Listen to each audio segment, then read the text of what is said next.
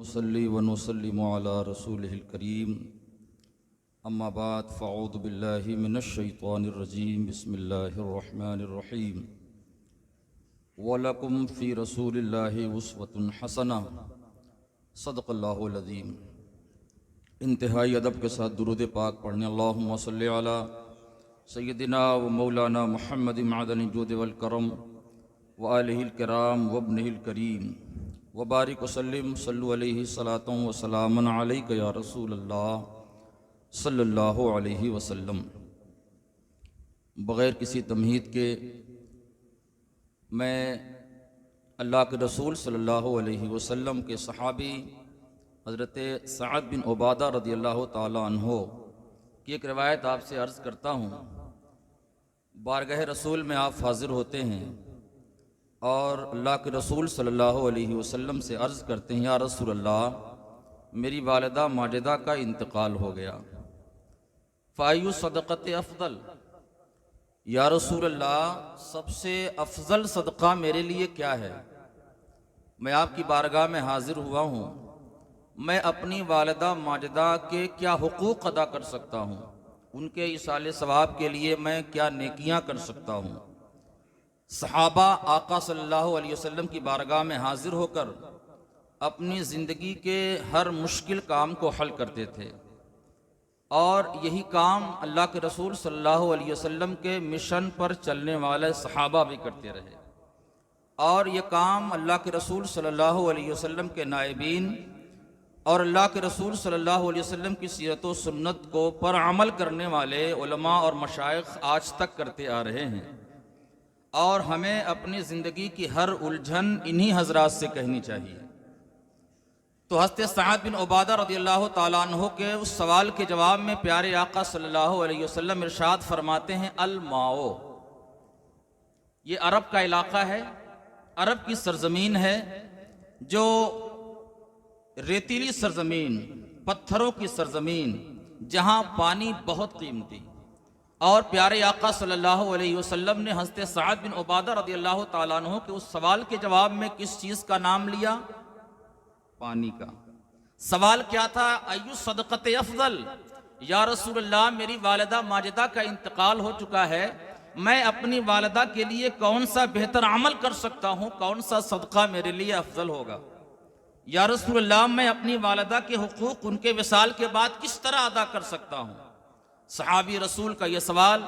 اس بات کو بھی بیان کرتا ہے، یا رسول اللہ وہ میری والدہ تھی،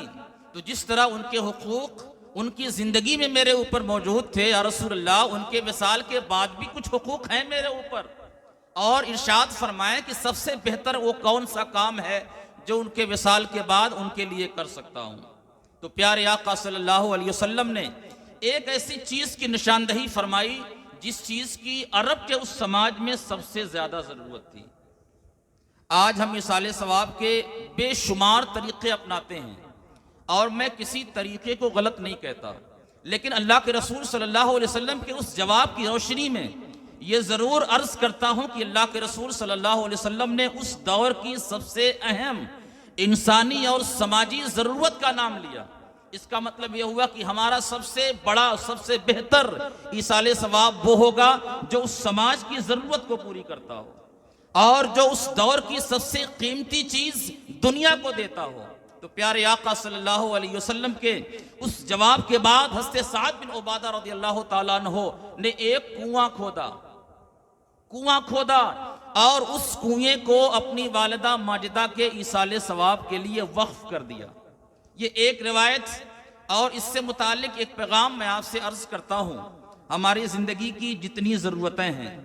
ہم ان ضرورتوں کو پوری کرتے ہیں، ہمارے سماج کی جتنی ضرورتیں ہیں وہ اس ضرورت کو بھی ہم پوری کرنے کی کوشش کرتے ہیں، لیکن کیا، یہ سوال میرا آپ سے ہے، کیا سماج کی ضرورت فقط ان کو کپڑے پہنانا ہے؟ سماج کی ضرورت فقط ان کی دعوتیں کرنا ہے؟ سماج کی ضرورت فقط ان کو دعوتیں کھلانا، ان کے لیے کھانے کا انتظام کرنا؟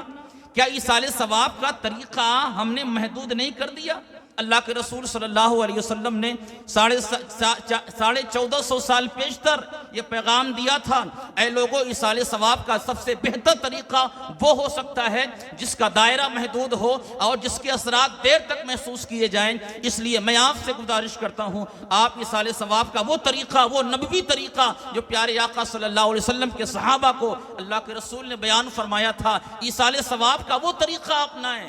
تو سب سے زیادہ آپ کے مردوں کو ثواب ملے گا اور انہیں فائدہ پہنچے گا۔ آپ آج جس مسجد میں چلے جائیں، اس مسجد میں آپ کو ڈبے نظر آئیں گے۔ کس چیز کے ڈبے؟ قرآن کے پاروں کے ڈبے۔ اور یہ ہر مسجد میں اتنے زیادہ ہو چکے ہیں کہ اب مزید کی ضرورت نہیں۔ لیکن اب بھی ہمارا طریقہ یہ ہے، کسی کا انتقال ہوتا ہے تو ہم ایک ڈبہ خریدتے ہیں اور اس پر من جانب نام لکھتے ہیں، برائے ایصال ثواب لکھتے ہیں، اور یہ ڈبہ مسجد میں پہنچا کر ہم مطمئن ہو جاتے ہیں کہ ہم نے ایصال ثواب کا کام کر دیا۔ اور دوسرے کام، ہم نے ایک دعوت کا اہتمام کر دیا، 40 پر ایک دعوت کا اہتمام کیا، اور دعوتیں کن کو کھلائیں؟ جن کے گھر میں پہلے سے اناج کا انتظام ہے۔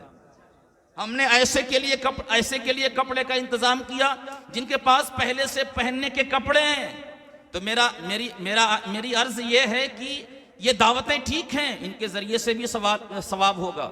یہ کھانا کھلانا ٹھیک ہے، ان سے بھی ایصال ثواب ہو سکتا ہے۔ کپڑے پہنانا ٹھیک ہے، ان سے بھی ایصال ثواب ہو سکتا ہے۔ لیکن کیا ہمارے سماج میں ایسے غریب انسان موجود نہیں ہیں جن کی بیٹیاں شادی کے لیے اس لیے رہ جا رہی ہیں کہ باپ کے پاس شادی کے انتظام کا پیسہ نہیں ہے؟ ہمارے سماج میں ایسے بیمار موجود ہیں جنہیں سخت ترین بیماریاں لاحق ہیں اور ان بیماریوں کا علاج وہ نہیں کروا سکتے۔ میری آپ سے عرض یہ ہے کہ اگر پیارے آقا صلی اللہ علیہ وسلم نے اس دور میں اپنے صحابی کو ایصال ثواب کا وہ عمل بتایا تھا جس سے اس دور کی سب سے اہم ضرورت پوری ہو رہی تھی، عرب کا معاشرہ ہے، عرب کی سرزمین ہے، اور اس سرزمین پر پانی کل بھی قیمتی تھا، آج بھی قیمتی ہے، تو اللہ کے رسول نے اس دور کی سب سے اہم سماجی ضرورت کو پوری کیا ہے۔ اگر آپ کو 40واں کروانا ہے، اگر آپ کو ایک برسی کروانی ہے، اپنے والد کے نام پر ایصال ثواب کرنا ہے، تو آپ خود قرآن مقدس پڑھ کر آپ اپنے والد کو ایصال ثواب کر سکتے ہیں۔ لیکن دعوتیں ایسوں کو کھلائے جائیں جو ان دعوتوں کے زیادہ مستحق ہیں، کپڑے ایسے کو پہنائے جائیں جو ان کپڑوں کے زیادہ مستحق ہیں۔ ہم نے دعوتیں بہت کھلا لیں ان کو جو دعوتیں روز کھاتے ہیں، ہم نے بہت کپڑے پہنا لیے ایسوں کو جن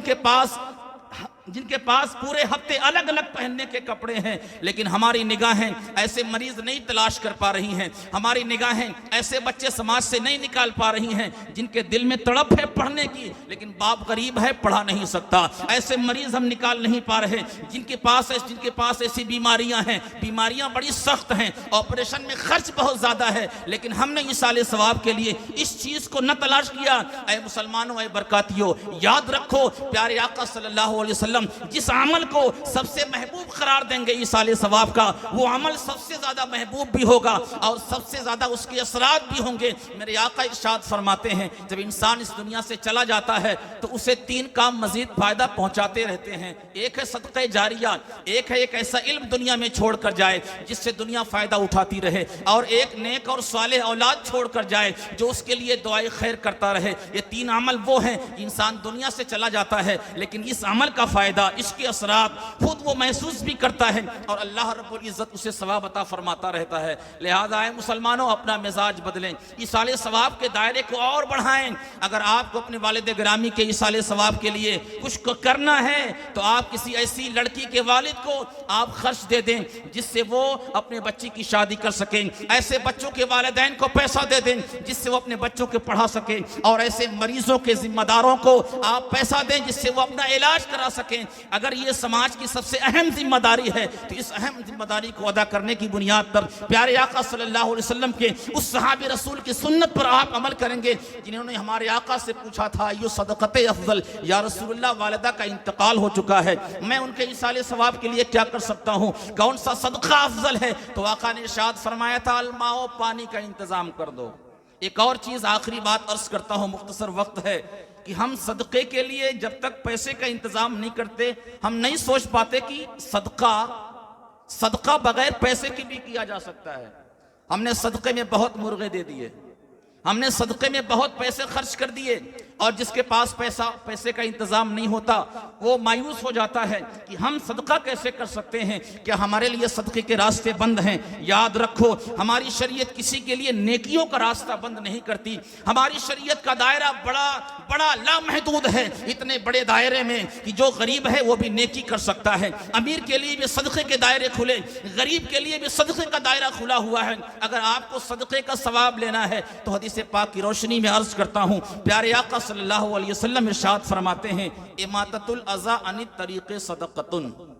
راستے سے تکلیف دہ چیز کو آپ ہٹا دیں، اللہ تعالیٰ آپ کو صدقے کا ثواب عطا فرمائے گا۔ یہ اس غریب کے لیے صدقے کا انتظام کیا ہے پیارے آقا صلی اللہ علیہ وسلم نے، جس کے پاس پیسے نہیں ہیں، راستہ چلتے ہوئے آپ سڑکوں پر دیکھیں وہ کون سی چیز ایسی پڑی ہے جس سے راہگیر کو تکلیف ہو سکتی ہے، جس سے کسی کنارے بیٹھے ہوئے انسانوں کی آنکھوں کو زخم پہنچ سکتا ہے، کسی انسان کو تکلیف ہو سکتی ہے، راستے سے اس چیز کو آپ ہٹا دیں، ایسی جگہ رکھ دیں جہاں سے اس سے کسی کو تکلیف نہ ہو۔ یہ ایک ایسا علاج ہے، ایک ایسا صدقہ ہے آسان سا جس میں آپ کو پیسے خرچ کرنے کی ضرورت نہیں ہے۔ اے مسلمانوں، اللہ کے رسول صلی اللہ علیہ وسلم نے ہمیں نیکیوں کے اتنے طریقے بتائے ہیں کہ ان طریقوں پر عمل کیا جائے تو نہ صرف آپ کی نیکیوں میں اضافہ ہوگا بلکہ اللہ تعالیٰ اس سماج کو بہتر کر دے گا۔ یہ سماج بدلنا چاہتا ہے، ڈیولپ کرنا چاہتا ہے، اپنے آپ کو آگے بڑھانا چاہتا ہے، الجھنوں سے بچانا چاہتا ہے، تو اگر نبوی طریقہ، نبوی سیاست ہمارے بیچ لا دی جائے، وہ معاشرت کا طریقہ، معیشت کا وہ طریقہ جو پیارے آقا صلی اللہ علیہ وسلم کے صحابہ اپناتے تھے، تو وہ معاشرہ وجود میں آیا تھا جس معاشرے کا ہر شخص امانت کو مضبوطی سے تھام کر دنیا والوں کو امانت کا سبق پڑھا رہا تھا، دیانت کو مضبوطی سے تھام کر دنیا والوں کے لیے دیانت کا سبق پڑھا رہا تھا۔ اے مسلمانوں، یہ طریقہ علماء ایک زمانے سے آپ کو پڑھا رہے ہیں۔ گزارش یہ ہے کہ اس طریقے پر عمل کریں۔ اللہ عز و جل کی بارگاہ ناز میں دعا ہے کہ اللہ تعالیٰ اللہ کے رسول صلی اللہ علیہ وسلم کی شریعت و سنت پر ہم سب کو عمل کی توفیق عطا فرمائے۔ السلام علیکم ورحمۃ اللہ وبرکاتہ۔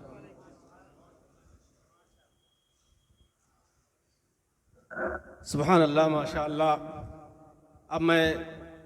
10 منٹ کے لیے حضرت مولانا محمد اظہر الاسلام صاحب سے گزارش کروں گا